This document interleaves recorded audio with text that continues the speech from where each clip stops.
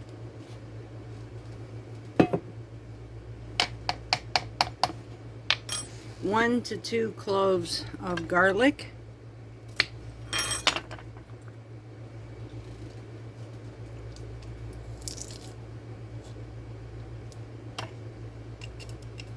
Minced.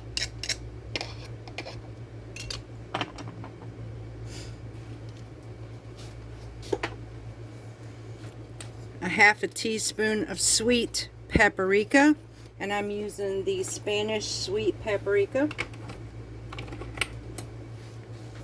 Right here. I have 3 types, y'all. I have Hungarian paprika, which is more of a bolder flavor. I have a sweet paprika from Spain, and I have a smoked paprika. So, and all 3 have a purpose, and all 3 are amazing in their flavoring. Okay, so now I need, it calls for fresh dill, 2 tablespoons of fresh dill. I don't have fresh, so I'm going to do about a teaspoon or so of dried dill. This will constitute up, so.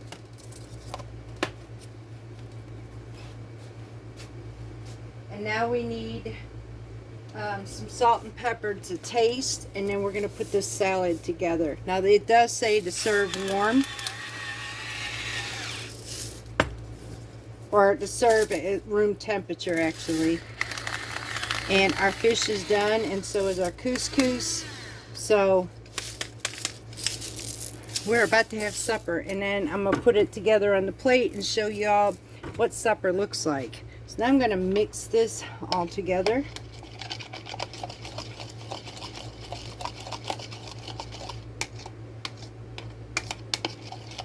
All right, now let me get a bowl, and we're gonna put this salad together. All right, y'all, so to explain what all the cooking process was, we did our first 5 minutes. Then we put it in cold water and chilled it for 5 minutes, and then we recooked it again up to 10 minutes until it was just tender. We don't need this completely soggy, just tender. And if you will notice the coloring, it kept its vibrant coloring. This is the reason why we did what we did to cook it like we did. So now I'm going to take my sauce, and I am going to pour this over all of these beans. Let me get a spatula to get the rest of this dressing.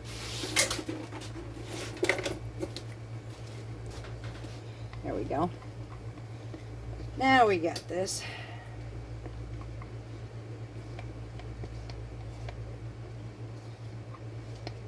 Alright, so now we're going to coat these beans in this olive oil mix. Well, come on now. Didn't want to come out of there. Alright, now we're going to take some black olives. I'm using black Kalamata olives that are pitted. And we are going to sprinkle this now with some crumbles of feta cheese. And y'all, this salad is ready to go with our fish. So let's plate up. Alright, y'all, so I'm going to start with my rosemary and olive oil couscous.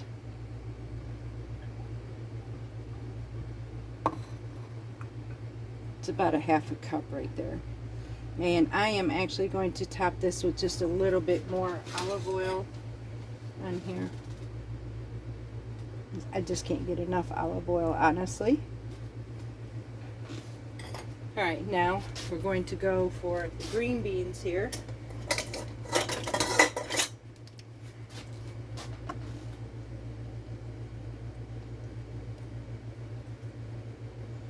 Take some of these olives in that.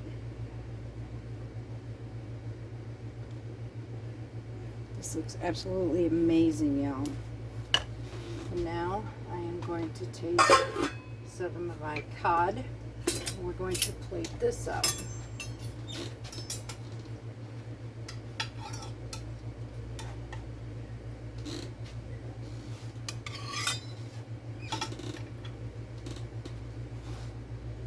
and I'll be back to show you a close-up, y'all. And there we have it, y'all. Here is supper for tonight. We have rosemary and olive oil couscous. We have our green bean Greek style salad, and we have our seasoned Greek baked cod. So I hope this helped you in creating a full Mediterranean meal. Which really didn't take all that long. I'd say about 45 minutes is what I spent doing this. So now the couscous was from a box, unfortunately, but like I told you, I'm getting ready to learn how to do this myself, and when I learn, I'm also going to be preparing some and probably putting them in my freezer for when I need it. So, and I have plenty of leftovers to do the same from this box. So I hope this helped you, and until next time, I will be putting the link to the capulaiato siciliano condiment mix, the sun-dried tomato mix. That will be giving you a link to Pasta Grandma, who created that one, and she has some amazing dishes, so I thought I'd go ahead and let you see those for yourself. The recipe, though, for the green beans and the fish will be in the description box below for you as well. So I love you all. I am a bit hungry, so I'm going to get off here and eat. And until next time, much love from Parton's Heritage Homestead.